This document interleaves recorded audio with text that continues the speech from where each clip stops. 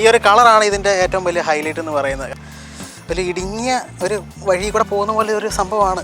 ഇതൊരു 7 സീറ്റർ വാഹനമായിട്ട് പോലും നമുക്കിതിൽ ബാക്കിലോട്ടൊരു AC വെൻറ്റ് കൊടുത്തിട്ടില്ല. 2021 മഹീന്ദ്ര ബൊലേറോ നിയോ പുറത്തിറക്കുന്നത്. 4 വർഷങ്ങൾക്ക് ശേഷം 2025 ചെറിയൊരു മാറ്റങ്ങളോടെ, അകത്തും പുറത്തുമുള്ള മാറ്റങ്ങളോടെ വീണ്ടും പുറത്തിറങ്ങിയിരിക്കുകയാണ്. അപ്പോൾ നമുക്ക് എന്തൊക്കെയാണ് ആ മാറ്റങ്ങളെന്ന് നമുക്ക് നോക്കാം. അപ്പോൾ നമുക്ക് ഇന്ന് ഒരു ബൊലേറോ നിയോ നമ്മുടെ കൈവശമുണ്ട്. അപ്പോൾ ഇതെന്ന് പറയുന്നത് ഈ ഒരു കളറാണ് ഇതിൻ്റെ ഏറ്റവും വലിയ ഹൈലൈറ്റ് എന്ന് പറയുന്നത്. കാരണം അപ്ഗ്രേഡ് ചെയ്ത വെർഷനുകളിൽ ഉള്ള ഒരു പുതിയ തരം ഒരു കളറാണിത്. ഇതിന് ജീൻസ് ബ്ലൂ കളറാണിത്. ഇതിൻ്റെ കളറ് മനസ്സിലാകുന്നുണ്ടോ എന്നെനിക്കറിയത്തില്ല. അപ്പോൾ ഇതിൻ്റെ മാറ്റങ്ങൾ എന്തൊക്കെയാണെന്ന് നമുക്കിനി നോക്കാം. ഇതിൻ്റെ മുൻവശത്തോട്ട് നോക്കുകയാണെന്നുണ്ടെങ്കിൽ ഇതിൻ്റെ പ്രധാനമായിട്ടും ഇതിൻ്റെ ഗ്രില്ല് അപ്പാടെ പൂർണ്ണമായിട്ടും മാറിയിട്ടുണ്ട്.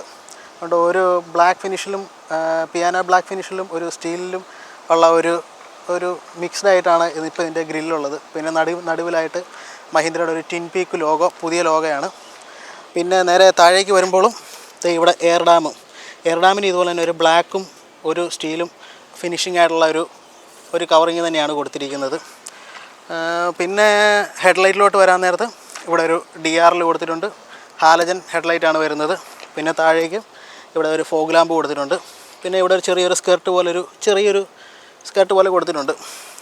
പിന്നെ ഇത് വണ്ടി ഇപ്പം ഈ ഒരു ഗ്രില്ലിൻ്റെ മാറ്റങ്ങളോടുകൂടിയും ഈ ചെറിയ മാറ്റങ്ങളോടുകൂടിയൊക്കെ ടോട്ടലി നോക്കുകയാണെന്നുണ്ടെങ്കിൽ നല്ലൊരു റോഡ് പ്രസൻസ് നമുക്ക് ഫീൽ ചെയ്യും. കാരണം വണ്ടിക്ക് ചെറിയൊരു എന്നല്ല, അത്യാവശ്യം നല്ലൊരു മാറ്റം ഈ ഒരു ഗ്രില്ലിൽ തന്നെ നമുക്ക് വരുന്നുണ്ട്. അപ്പോൾ ഇനി ഇതിൻ്റെ സൈഡിലോട്ട് വരാൻ നേരത്ത് 15 ഇഞ്ചിൻ്റെ ഒരു അലോയിയാണ് വരുന്നത്. ഇത് N10 വേർഷൻ ആയതുകൊണ്ട് ഇതിൻ്റെ അലോയി ഒരു സിൽവർ കളറിലും, ഇതിൻ്റെ N11 അതായത് ടോപ്പ് വേരിയൻറ്റിലെ അലോയിക്ക് ഒരു മാറ്റ് ബ്ലാക്ക് കളറിലുമാണ് ഇതിൻ്റെ അലോയ്സ് വരുന്നത്. അത് അതിൻ്റെ വേരിയൻറ്റിൻ്റെതായുള്ളൊരു ചെറിയൊരു മാറ്റമാണ്, കളർ ഡിഫറൻസ് ആണ്.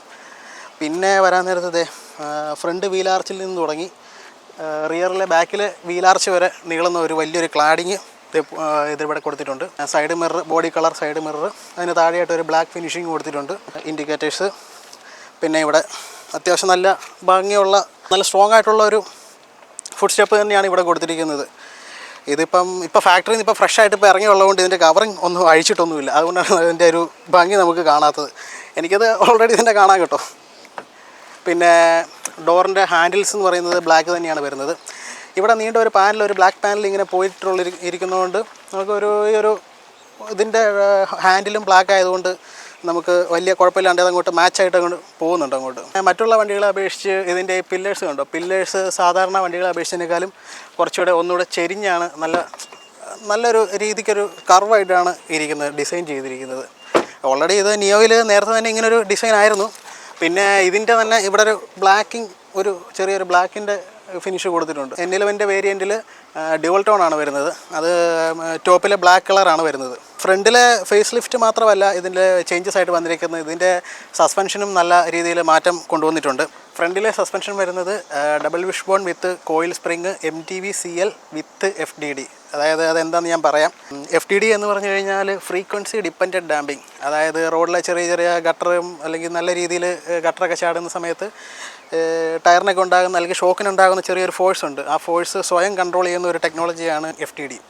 പിന്നെ MTV CL എന്ന് പറയുന്നത് multi tuning valve concentrating land. അപ്പോൾ MTV CL എന്തിനാണെന്ന് വെച്ച് കഴിഞ്ഞാൽ ഞാൻ നേരത്തെ പറഞ്ഞല്ലോ FDD ഫ്രീക്വൻസി ഡിപ്പെൻഡൻറ്റ് ഡാമ്പിങ്, അതിൻ്റെ ഷോക്കിൻ്റെ ഉള്ളിൽ വരുന്ന ഒരു പ്രത്യേക ഒരു വാൽവിൻ്റെ ടെക്നോളജിയാണ്.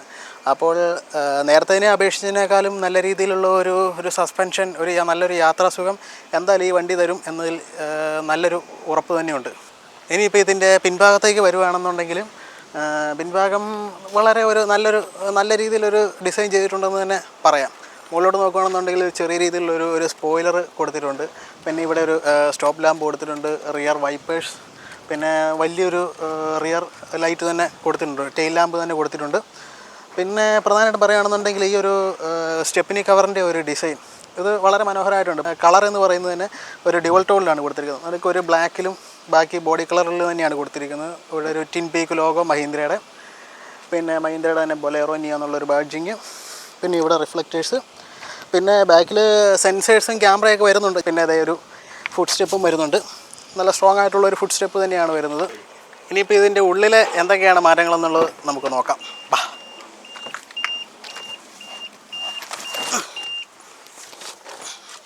ഇതിൻ്റെ ഉള്ളിലോട്ട് വരുമ്പോഴാണെന്നുണ്ടെങ്കിൽ നമുക്ക് ഏറ്റവും നല്ലൊരു കാഴ്ചയായിട്ട് നമുക്ക് തോന്നുന്നത് തന്നെ ഇതിൻ്റെ ഒരു ഡാഷ്ബോർഡ് തന്നെയായിരിക്കും. ഡ്യുവൽ ടോണിലായിട്ടുള്ള ഒരു ഡാഷ്ബോർഡാണ് ഇവിടെ വരുന്നത്.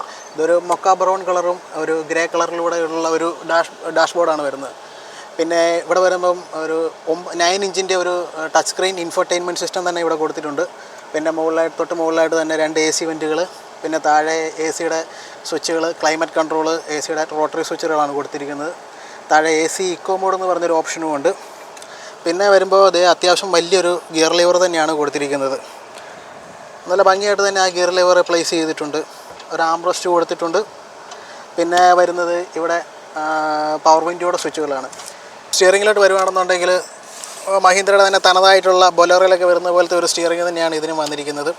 പിന്നെ ഇവിടെ കൺട്രോൾ സ്വിച്ചസ് കൊടുത്തിട്ടുണ്ട്, ഓഡിയോ കൺട്രോൾ സ്വിച്ച്, പിന്നെ ക്രൂയിസിൻ്റെ കൺട്രോള് എല്ലാം സ്റ്റിയറിങ്ങിൽ തന്നെ മൗണ്ട് ചെയ്തിട്ടുണ്ട്. പിന്നെ ഈ സ്റ്റിയറിംഗ് എന്ന് പറയുന്നത് ടിൽറ്റബിൾ സ്റ്റിയറിംഗ് ആണ്. ഉണ്ടോ, നമുക്ക് ആവശ്യാനുസരണം എങ്ങനെയാണെന്ന് വെച്ച് കഴിഞ്ഞാൽ ടിൽറ്റ് ചെയ്യാൻ പറ്റുന്ന സ്റ്റിയറിംഗ് തന്നെയാണ്.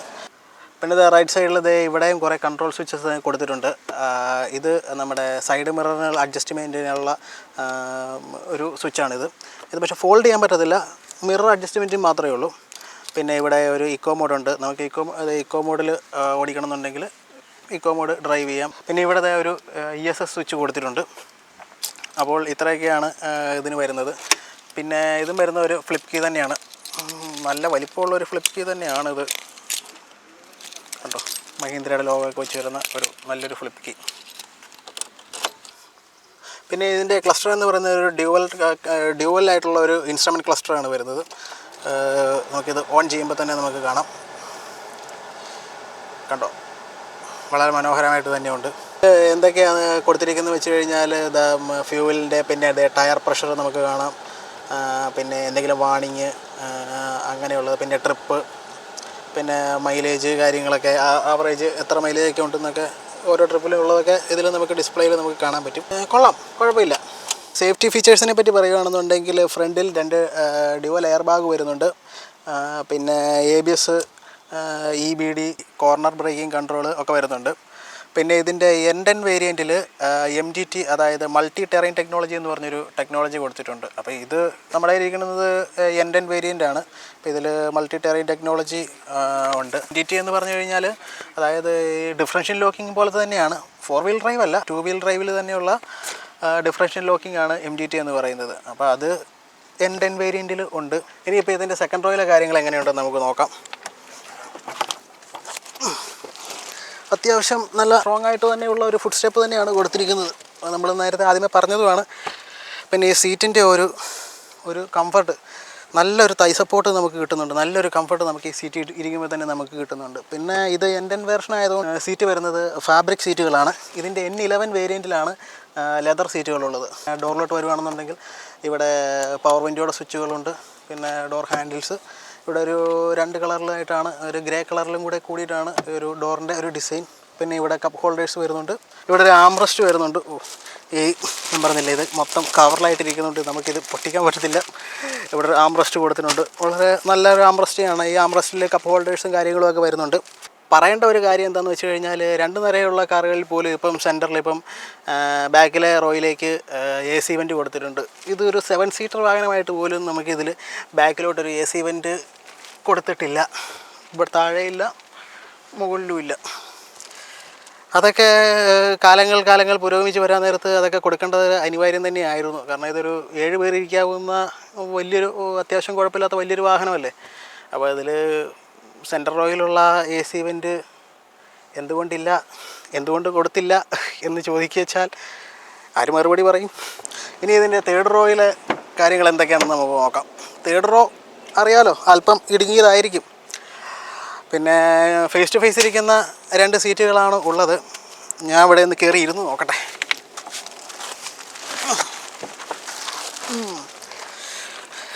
കുറച്ച് ഒരു ഇടുങ്ങിയ ഒരു വഴി കൂടെ പോകുന്ന പോലെ ഒരു സംഭവമാണ്. കുഴപ്പമില്ല, എന്നെപ്പോലുള്ള ഒരാൾക്ക് കുഴപ്പമില്ലായിരിക്കും. എന്നേക്കാൾ ഇച്ചിരിയും കൂടെ ഒരു വണ്ണം ഉള്ള ഒരാൾക്ക് ഭയങ്കര ബുദ്ധിമുട്ടായിരിക്കും. പിന്നെ പറയുകയാണെന്നുണ്ടെങ്കിൽ ഈ സീറ്റ് ഫോൾഡ് ചെയ്ത് വെക്കാവുന്നതാണ്. ഇവിടെയാണ് ഇതിൻ്റെ ജാക്കിയും വീൽ സ്പാൻഡറും ഒക്കെ വരുന്നത്. ഓക്കെ, അപ്പോൾ ഈ 2 സീറ്റ് ഹോൾഡ് ചെയ്ത് വെക്കുകയാണെന്നുണ്ടെങ്കിൽ ഒരു 384 ലിറ്ററിൻ്റെ ഒരു ബൂട്ട് സ്പേസ് നമുക്കിവിടെ ഉണ്ട്. കുഴപ്പമില്ല, അത്യാവശ്യം ലഗേജൊക്കെ ഇതിൽ കയറുന്നതാണ്. പിന്നെ ഈ സെക്കൻഡ് റോയിൽ ഈ സീറ്റ് നമുക്ക് ഹോൾഡ് ചെയ്ത് വെക്കാവുന്ന കേട്ടോ. ഇതിന് ഇവിടെ ഒരു ലിവറുണ്ട്. ഈ ലിവർ പ്രസ് ചെയ്ത് കഴിയുമ്പം ഉണ്ടോ, ഇത് നമുക്കിങ്ങനെ ഹോൾഡ് ചെയ്ത് വെക്കാൻ പറ്റും. അപ്പം അത്യാവശ്യം കുഴപ്പമില്ലാത്തൊരു ലഗേജ് സ്പേസ്, ബൂട്ട് സ്പേസ് ഉണ്ട്. അപ്പോൾ ഇതിൻ്റെ 5 വേരിയൻ്റായിട്ട് വരുന്നുണ്ട്. N4, N8, N10, N10 ഓപ്ഷനിലുണ്ട്, പിന്നെ N11 ഉണ്ട്. അപ്പോൾ ഇതിൻ്റെ വിലയും കാര്യങ്ങളൊക്കെ നമുക്കൊന്ന് ചോദിക്കാം. എങ്ങനെയാണ് ഇതിൻ്റെ ഈ ഓപ്ഷനിലെ വേരിയൻറ്റിലേക്ക് വില വരുന്നത്? അതായത് നമുക്ക് സ്റ്റാർട്ടിങ് വരുന്നത് N4 ആണ്. N4 വരുമ്പോൾ നമുക്കൊരു 8.49 നമുക്ക് സ്റ്റാർട്ട് ചെയ്യും. എക്സ്ഷോറും വരുന്ന വേരിയൻറ്റ് നമുക്ക് സ്റ്റാർട്ട് ചെയ്യും. അതെ, അത് കഴിഞ്ഞാൽ പിന്നെ N4ൻ്റെ നെക്സ്റ്റ് ഓപ്ഷൻ വരുന്നത് N10 ആണ്. N10 വരുമ്പോൾ നമുക്കൊരു 9,70,000 നമുക്ക് സ്റ്റാർട്ട് ചെയ്യുന്നുണ്ട്. പിന്നെ വരുന്നത് N10 ഓപ്ഷനിൽ വരുന്നുണ്ട്. അതിൽ നമുക്ക് 10 lakh സംതിങ് നമുക്ക് വരും. അതിൻ്റെ ഓൺ റോഡ് 10 lakhs ആയിട്ട് പറയുകയാണെങ്കിൽ 10,49,000 റുപ്പീസ് എക്സ്ഷോർ നമുക്ക് സ്റ്റാർട്ട് ചെയ്യും. N10 മറ്റേ ഒരു MDT ടെക്നോളജി വരുന്നത് ഇതിലാണ്. N11 വരുന്നത് നമുക്ക് റേറ്റ് കുറവാണ്, മൾട്ടി ഡ്രൈവ് നമുക്ക് ഉണ്ടാവില്ല ആ ഫീച്ചർ. അതുകൊണ്ട് അത് വരുന്നത് 9,99,000 എക്സ്ഷോർസ് നമുക്ക് വരുന്നുണ്ട്. അപ്പം ടോപ്പ് വേരിയൻറ്റിനേക്കാളും പ്രൈസ് കുറവാണ് ഈ പറഞ്ഞ N10 വരുന്നത്. കാരണം ഈ ഇതിൻ്റെ മൾട്ടി ടെറൈൻ്റെ ഇത് ഇല്ലാത്തതുകൊണ്ട് ആ ഒരു ഫീച്ചർ മാറ്റി വെച്ചേക്കാണ്. N11 ഉണ്ടാവില്ല. പകരം ഈ പറഞ്ഞ നമ്മുടെ അതിൻ്റെ അകത്തെ ഫീച്ചേഴ്സ്, അതായത് സീറ്റിൽ ലെതർ സീറ്റ് നമ്മൾ അല്ലെ ആഡ് ചെയ്തിട്ടുണ്ട്. N11 ലെതർ സീറ്റും N10 ഫാബ്രിക് സീറ്റാണ് നമുക്ക് സ്വിച്ച് ചെയ്ത് മാറ്റിയേക്കുന്നത്.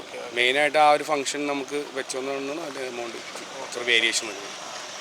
ഇതിനെക്കുറിച്ച് പറയുകയാണെന്നുണ്ടെങ്കിൽ ലോ മെയിൻ്റനൻസ് കോസ്റ്റ്, അത്യാവശ്യം കുഴപ്പമില്ലാത്ത സേഫ്റ്റി ഫീച്ചേഴ്സ്. റിയർ സസ്പെൻഷൻ വരുന്നത് മൾട്ടി ലിങ്ക് വിത്ത് കോയിൽ സ്പ്രിങ് MTVCL ആണ്. വളരെ മികച്ച ഒരു സസ്പെൻഷൻ തന്നെയാണ് ബാക്കിലും വരുന്നത്. ചുരുക്കി പറഞ്ഞു കഴിഞ്ഞാൽ നല്ലൊരു യാത്രാസുഖം അത് ഉറപ്പ് തന്നെയാണ് ഈ വണ്ടിയിൽ. ഗ്രൗണ്ട് ക്ലിയറൻസ് വരുന്നത് 180 mm ആണ്. ടോട്ടൽ ലെങ്ത് വരുന്നത് 3,995 മില്ലിമീറ്ററാണ്. അതായത് 4 മീറ്ററിൽ താഴെയാണ് ഇതിൻ്റെ നീളം വരുന്നത്. പിന്നെ വിഡ്ത്ത് 1,795 മില്ലിമീറ്ററും ഹൈറ്റ് 1,817 മില്ലിമീറ്ററും വീൽ ബേസ് 2,680 മില്ലിമീറ്ററുമാണ് വരുന്നത്. പിന്നെ ഇതിൻ്റെ ടേണിംഗ് റേഡിയസ് എന്ന് പറയുന്നത് 5.35 മീറ്ററാണ് ടേണിംഗ് റേഡിയസ്. പിന്നെ ഇതിൻ്റെ എഞ്ചിനിൽ വലിയ മാറ്റമൊന്നും വരുത്തിയിട്ടില്ല. MHawk 100 1.5 litre 3 cylinder turbo diesel engine തന്നെയാണ് വരുന്നത്. 3,750 RPM 100 bhp ആണ് പവർ വരുന്നത്. മാക്സിമം ടോർക്ക് വരുന്നത് 260 Nm ആണ്. പിന്നെ ഇതിൻ്റെ ഫ്യൂൾ ടാങ്കിൻ്റെ കപ്പാസിറ്റി വരുന്നത് 50 ലിറ്റർ. നല്ല ഡ്രൈവിംഗ് കംഫർട്ട്, പിന്നെ നമുക്ക് നഗരത്തിലാണെങ്കിലും ഗ്രാമത്തിലാണെന്നുണ്ടെങ്കിലും ഒരുപോലെ ഉപയോഗിക്കാൻ കഴിയുന്നുള്ളൊരു വാഹനം തന്നെയാണ് ബൊലേറോ നിയോ എന്ന് പറയുന്നത്. പിന്നെ ഇതിൻ്റെ മൈലേജ് എന്ന് പറയുന്നത് ഒരു 14-16 റേഞ്ചിലൊക്കെയാണ് കമ്പനി പറയുന്നത്. പിന്നെ മഹീന്ദ്ര എന്ന ബ്രാൻഡിനെ പറ്റി പ്രത്യേകം പറയേണ്ട കാര്യമില്ലല്ലോ.